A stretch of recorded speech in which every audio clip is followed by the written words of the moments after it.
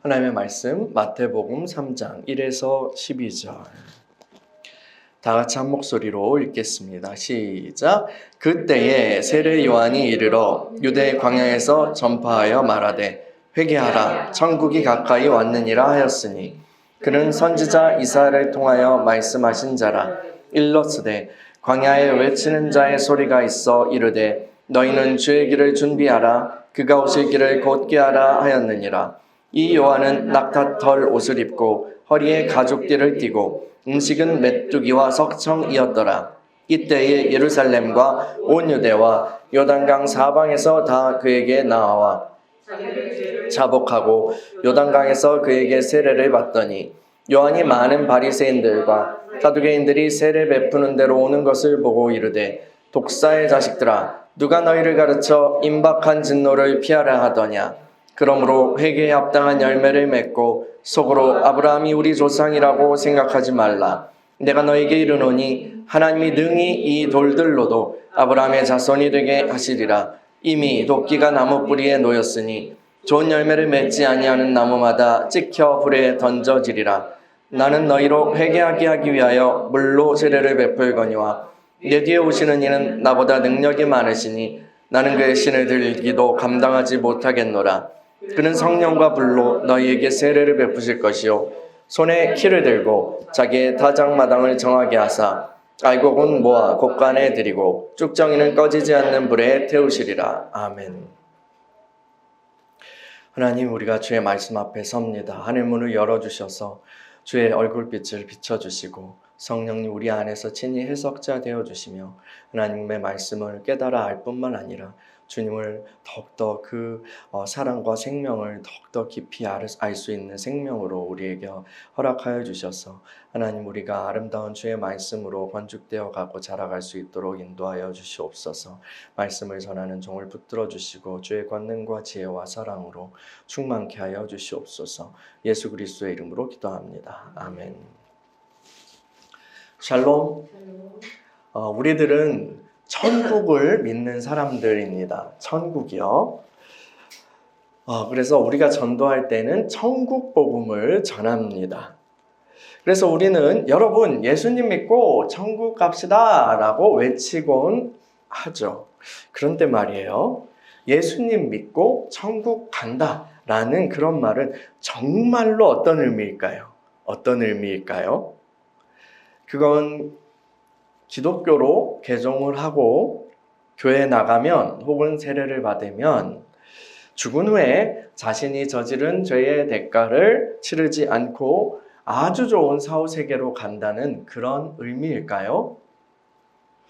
이 말도 아주 틀린 것은 아닐 것입니다. 그러나 성경이 말하고 주님께서 전하셨던 천국 복음은 그 이상의 내용을 포함합니다. 그래서 우리가 가지고 있던 이 통념을 가지고 이 성경의 말씀들을 특히 복음서에 주님께서 하시는 말씀들을 직접 읽어보면 뭔가 이상함을 느끼게 됩니다. 이거 뭔가 안 맞는데? 이건 뭐지? 하는 이상함을 느끼게 돼요. 사실 여러분, 천국이란 단어는요, 성경에 그렇게 많이 나오지 않습니다. 하늘의 왕국이란 거거든요. 근데 이 천국이란 단어는 별로 안 나와요. 그보다는 하나님의 왕국, 하나님의 나라라는 단어가 더 일반적으로 사용됩니다. 오직 마태복음만 하나님의 나라 대신에 천국, 즉 하늘 왕국이라는 표현을 쓰고 있어요. 그래서 성경 교사들은 마태가 왜 그랬을까 이렇게 생각을 하면서 마태복음의 저자가 염두에 둔 첫 번째 독자들, 그러니까 1차 독자들이 아마도 유대인들이었기 때문이라고 그렇게 추측을 합니다. 유대인들은 하나님이라는 표현을 직접적으로 사용하기보단 완곡하게 사용하는 것을 선호하기 때문이죠. 어쨌든 마태복음에서 말하는 천국과 다른 복음서들에서 나온 하나님의 나라는 동일한 개념입니다. 복음이라고 할 수 있어요. 예수님께서 이 땅에 오셔서 선포하시고 가르치신 것은 바로 이 천국에 대한 거예요. 천국 복음이에요.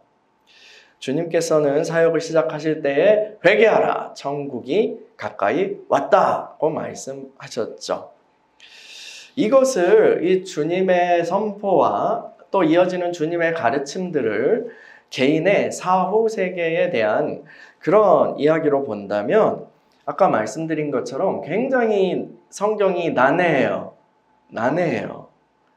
우리 교회 이름인 겨자씨 하날, 겨자씨 하날도 천국 비유의 가르침 중 하나에서 따온 것이죠.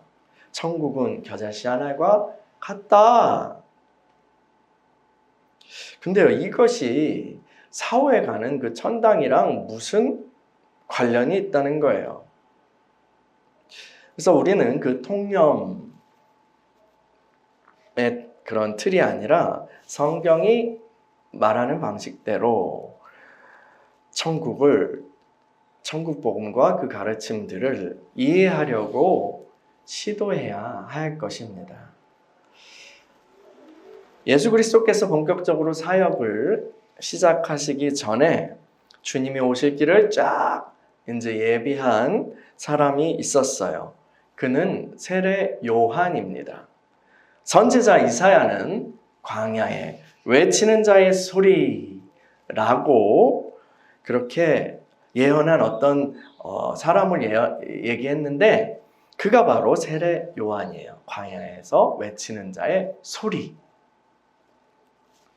회개하라, 천국이 가까이 왔느니라. 세례 요한도 이렇게 외쳤어요.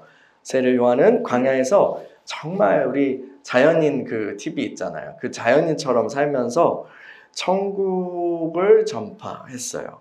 그리고 천국이 가까이 왔으니까 여러분 회개하시오 라고 촉구하였죠. 요한은요 정말 놀라운 말씀의 사역자예요. 모세나 엘리야처럼 기사나 표적은 일어나지 않았어요.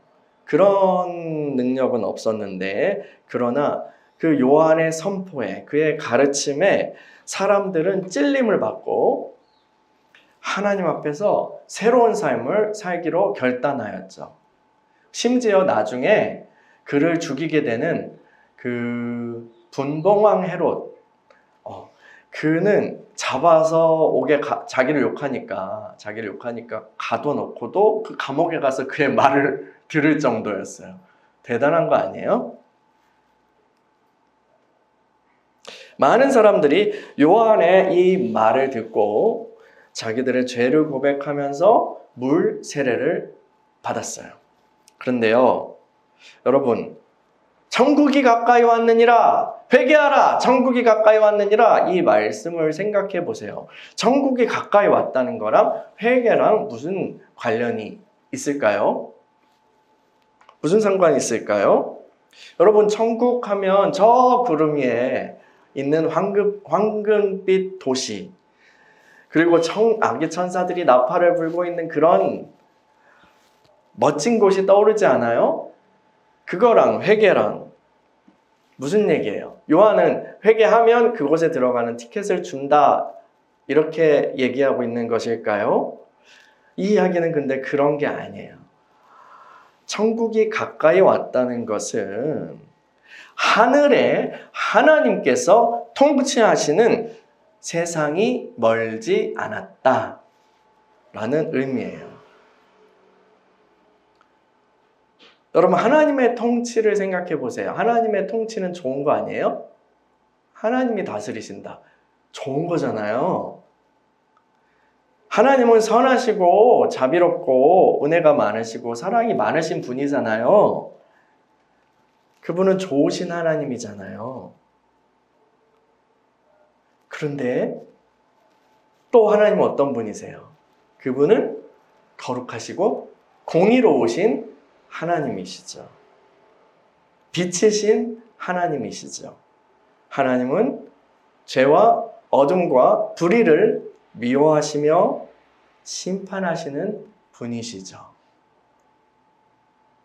어둠은, 죄는 그분과 함께 할 수가 없죠. 그래요. 천국은 하나님께서 오셔서 다스리신다는 그런 의미예요. 그 세상이 오고 있다, 가까이 왔다 라는 거예요. 하나님이 다스리시는 세상이 되면 근데 어떻게 될까요? 모든 기준이 달라질 거예요. 지금과는 달라질 거예요. 지난주에 우리 지방 선거가 있었어요. 그렇죠? 요 옆 동네에도 그 구청장이 바뀌었어요. 근데 직전에 이 구청장님은 자신의 편을 많이 만들기 위해서 각종 이제 그 관련 단체들이나 이런 연관된 그런 기관에 막 구 예산을 막 밀어주고 뒷주머니에 이렇게 챙길 수 있게 해주고, 그리고 구청의 주요 그런 보직들에게 이제 자기 친한 사람들을 이렇게 심어 놓고 하는 그런 분이었다고 하더라고요. 그런데 이번에는 그분이 떨어졌어요. 그분이 떨어지고 반대편 당적을 가진 분이 새 구청장이 되었어요. 근데 이 새로운 구청장님은 경찰 고위간부 출신이에요. 그래서 이 선거 전부터 내가 당선되면 지금 이전에 벌어진 비리와 부정부패와 새어나가는 그런 돈들을 다 싹 단속하겠습니다. 이렇게 얘기했대요. 근데 이번에 그분이 당선이 된 거예요. 그러니까 어떻게 될까요? 피바람이 불 것 같아요. 여러분, 천국이 온다라는 것은 이와 같아요. 이 세상의 통치자가 달라진다는 거예요. 이전에 세상 통치자는, 세상 임금은 누구예요? 이 세상에서 주님이 이 세상 임금이라고 부르는 존재가 있어요. 그가 누구죠? 마귀요. 사람들은 내가 왕이야 라고 자기 자신이 왕인 줄 알지만 사실은 이 세상의 통치자는 마귀예요. 처음에 아담이 하나님께 불순종하고 죄인이 되었을 때 그 아담에게 하나님께서 맡겨주셨던 권력 공백은 마귀가 차지하였어요. 마귀는 세상 임금이에요. 근데 마귀는 어떤 존재예요? 공의롭지 않고 정결하지도 않고 거룩한 것과 거리가 멀고 사랑과 자비의 통치가 아니라 잔인한 존재죠. 마귀는 하나님을 경외하지도 않고 스스로 영광을 취하고 욕심이 엄청 많은 그런 존재잖아요. 그래서 그의 통치를 따라서 이 세상 인류들도 그 모습을 점점 막 닮아가는 거예요. 하나님께서 처음에 그걸 그냥 두셨더니 어떤 일이 벌어졌어요. 노아의 때에 가니까 도저히 눈 뜨고 볼 수가 없구만 하는 지옥도가 세상에 펼쳐진 거예요.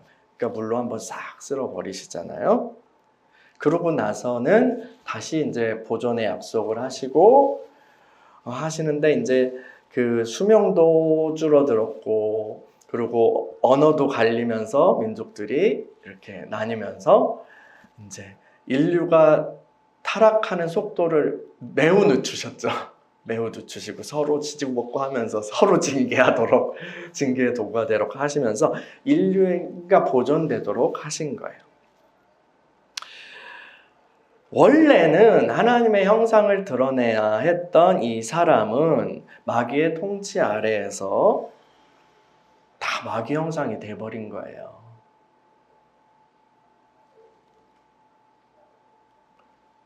그러니까요, 여러분, 하나님이 계신데 왜 이렇게 악한 일이 일어났나요? 이렇게 우리는 질문하잖아요. 근데 성경의 세계관을 보면 그 질문이 맞지 않아요. 그 질문이 맞지 않아요. 왜요? 이 세상 임금이 마귀라고 하니까요.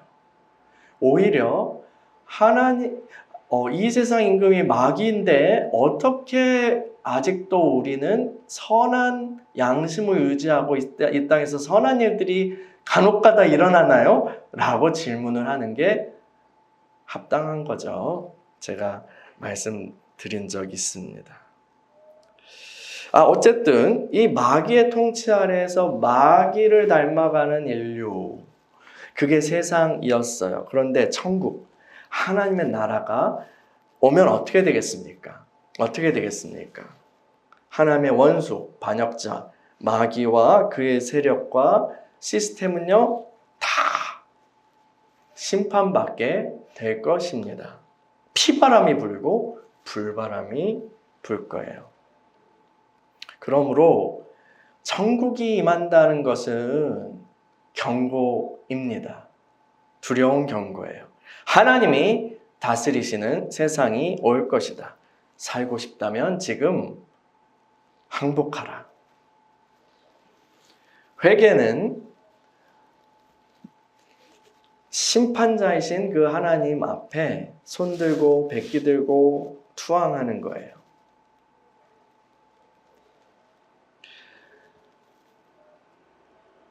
내가 지금까지 이 세상에서 마귀를 따라서 그의 부역자가 돼서 살아왔지만 더 이상은 마귀의 나라의 백성이고 싶지 않아요. 이 마귀의 나라에 속하고 싶지 않아요. 살려만 주십시오. 마귀를 배신 때리겠습니다. 이게 바로 회개예요. 이게 바로 회개예요. 우리 따라할까요? 천국은 회개를 요구합니다. 여러분, 천국은 회개를 요구해요. 회개는 항복하는 거예요. 여러분은 하나님께 항복하셨어요? 하나님께 투항하셨어요? 백기 들고 투항하셨나요? 네, 여러분, 이 천국의 국경은요, 천국의 국경 심사는 호락호락하지 않습니다. 단지 살기 위해서는 지금 백기를 들지만 마음으로서는 내가 굴종하지 않았지. 마귀님을 내가 모시고 있지. 이렇게 검은 마음을 품고 있는 사람들을 걸러내죠. 마치 그 세관에서 엑스레이로 다 보는 것처럼 하나님께서는 사람의 중심을 보시기 때문입니다. 마태복음 3장 7절을 읽어볼게요. 7절 시작. 요한이 많은 바리새인들과 사두개인들이 세례 베푸는 데로 오는 것을 보고 이르되 독사의 자식들아 누가 너희를 가르쳐 임박한 진노를 피하라 하더냐. 아멘. 요한의 그 사역 현장에 바리새인들 그리고 사두개인들이 찾아왔어요. 워낙 거기가 막 부흥된다고 하니까 구경 오고 싶었겠죠. 이 바리새인들은 율법을 철저하게 지키는 그런 삶, 말씀대로의 삶을 복원하려고 했던 어떤 경건, 개혁주의자예요. 근데 한편으로는 또 엘리트주의적인 그런 경건주의자들이죠. 이 사두개인들은 성전 제사장, 그 사독 제사장의 후손 그 계보를 따르는 제사장들이라고 해서 계파라고 해서 사두개예요. 이 성전 제사장을 중심으로 하는 그 성전 기득권층 종교 지배자들이에요. 이미지가 여러분 통속적인 이미지로 바리새인은 요즘 파란당 그리고 그 사두개인은 현실주의자, 이 빨간당 요 이미지를 가지실 수 있어요. 비슷해요. 근데 예수님께서는 둘 다 엄청나게 비판하셨죠. 세례 요한의 사역이 막 대단하다고 소문이 나니까 근데 이 집단들도 와본 것 같아요. 그러다가 분위기에 휩쓸려가지고 나도 세례 받아야 되나 하면서 물세례 받는 쪽으로 이렇게 줄을 섰나 봐요. 근데 요한이 대뜸 뭐라 그래? 쌍욕을 박아버립니다.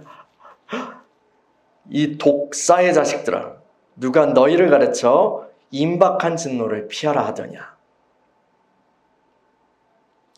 요한이 보기에 이 진심도 아니면서 은근슬쩍 들어와서 물세례 받는다고 해서 너희가 심판을 피할 수는 없어.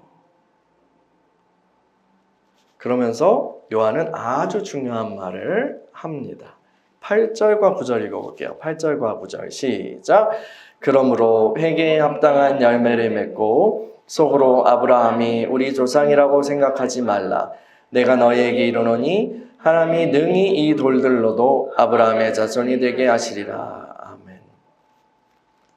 이 물세례는 회개를 결단하는 사람들의 공개적인 어떤 의식 표명이었어요. 지금 우리도 공개적인 신앙 고백으로서 세례 의식을 하잖아요.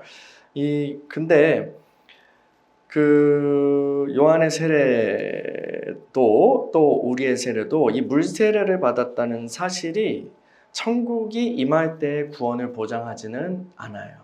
요한도 지금 그 얘기를 하고 있어요.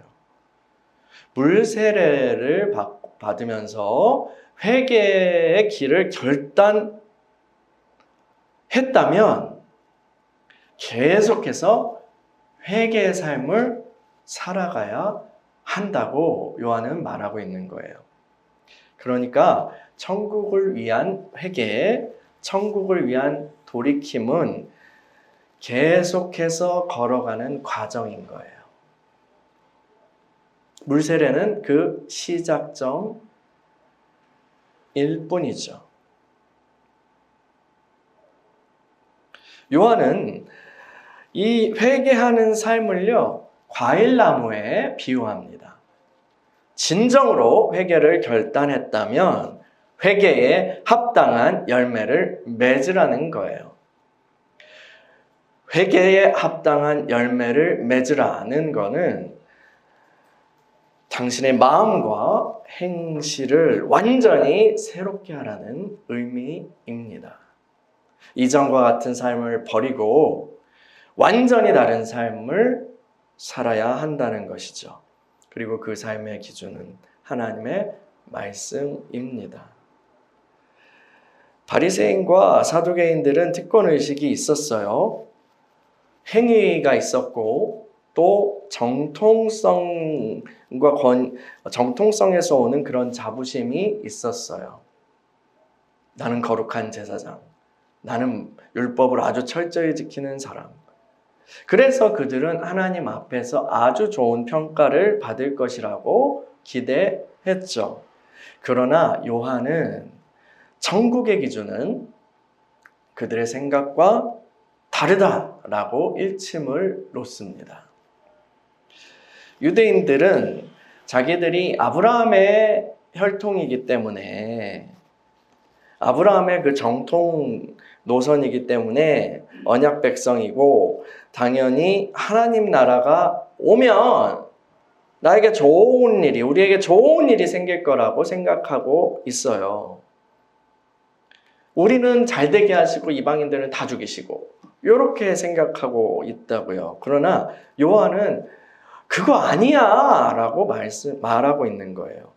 아브라함의 자손이라는 거, 니네가 그렇게 가지고 생각하고 자부심 갖는 거, 그거 하나님 앞에서 아무것도 아니야. 그거 주님의 마음과 달라. 아브라함의 자손이라는 거 돌덩어리나 다름없어. 요한은 이렇게 말하는 거예요. 당신들이 진정으로 아브라함의 자손, 언약의 후손, 언약의 씨앗이라면 그 언약에 합당한 열매를 가지고 오라. 그러면 하나님께서 인정하실 것이다. 이거는요, 성경에서 계속해서 이야기하는 바였어요. 성경에는 과일나무에 대한 비유가요 엄청 많이 나옵니다. 이런 거예요. 좋은 농부가 좋은 품종의 포도를 심고 열심히 애정을 주고 갖고 왔어요. 포도원을요. 그런데 열매를 보니까 먹을 수도 없는 그런 열매를 맺었더라. 그래서 농부가 열이 받아서 그 포도밭을 갈아엎어버리기로 했다. 이게 뭐냐면 이사야 5장에 나오는 포도원의 노래예요. 농부는 하나님이에요. 하나님께서는 언약 백성을 부르셔서 그들에게 말씀을 주시고 심으셨어요. 그런데 결과가 어땠어요? 결과가요. 와, 이거는 아니네. 하나님께서 언약 백성들을 바라보시는 관점이 이렇다는 거예요. 농부이신 하나님께서 바라시는 것은 뭐예요? 열매입니다. 천국이 임할 때에 살아남을 수 있는 것은 천국에 합당한 열매를 가진 사람들이에요. 이 이야기가 큰 성경의 틀이에요. 성경의 큰 줄거리예요. 하나님은 열매를 요구하십니다. 따라할까요? 천국은 열매를 요구합니다. 여러분, 이건 옵션이 아니에요. 한 번 회개하고 세례 받았다고 다 된 게 아니에요. 그것은 좋은 씨앗을 받은 것과 같아요. 그 씨앗은 계속해서 자라서 열매를 맺어야 해요. 계속해서 읽어볼까요? 마태복음 3장 10에서 12절이요. 10에서 12절 시작. 이미 도끼가 나무 뿌리에 놓였으니 좋은 열매를 맺지 아니하는 나무마다 찍혀 불에 던져지리라. 나는 너희로 회개하게 하기 위하여 물로 세례를 베풀거니와 내 뒤에 오시는 이는 나보다 능력이 많으시니 나는 그의 신을 들기도 감당하지 못하겠노라. 그는 성령과 불로 너희에게 세례를 베푸실 것이요 손에 키를 들고 자기의 타작마당을 정하게 하사 알곡은 모아 곡간에 들이고 쭉정이는 꺼지지 않는 불에 태우시리라. 아멘. 여러분, 천국의 임함은요 임박한 심판이에요. 요한은 나는 그리스도가 아니고 그리스도께서 오시면 그때 천국의 심판이 임할 거야 라고 말하고 있는 거예요. 요한은 자신은 물로 세례를 주지만 그리스도, 메시아, 그리스도께서 오시면 성령과 불로 세례를 베푸신다고 말해요. 성령은 생명을 주고 살려주고 불은 소멸시키는 거예요. 죽이는 거예요.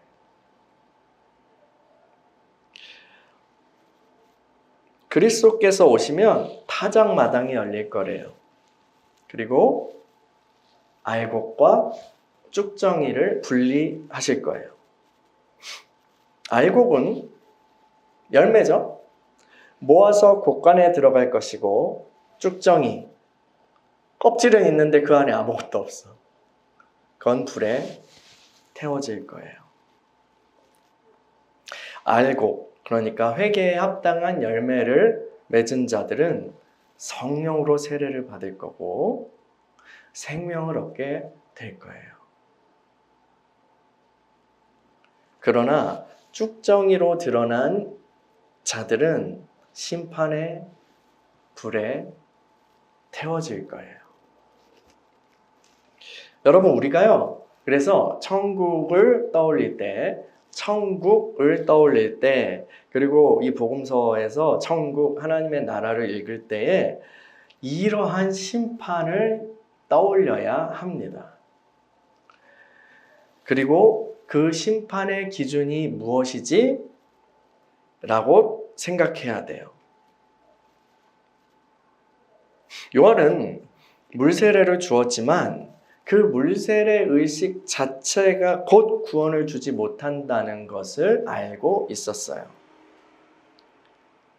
요한은 유대인이었어요. 예수님 사촌이잖아요. 유대인이었지만 또 아브라함의 혈통이라는 그 사실 자체가 구원을 주지 못한다는 사실도 알고 있었어요. 아브라함의 후손, 즉 아브라함의 씨는 어떻게 인정되어 오직 합당한 열매를 맺을 때만 인정됩니다. 이게 계속해서 나오는 성경의 특히 신약의 주제예요.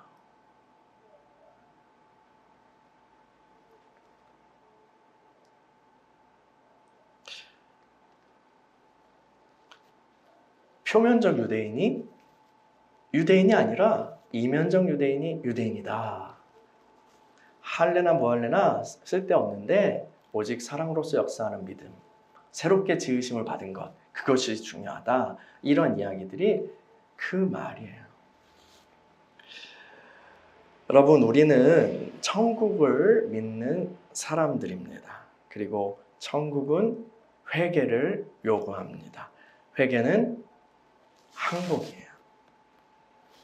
그뿐 아니라 천국은 회개에 합당한 열매를 요구합니다. 여러분은 이 천국의 요구에 응답하는 삶을 살고 계십니까? 날마다 변화되어 가며, 날마다 새로워져 가며, 날마다 자라가며 천국에 합당한 모습으로 그렇게 형성되고 있으십니까? 성경 말씀은 계속해서 우리를 향하여 외치고 있습니다. 회개하라, 회개하라, 회개하라. 천국이 가까이 왔느니라. 아멘. 함께 기도하겠습니다.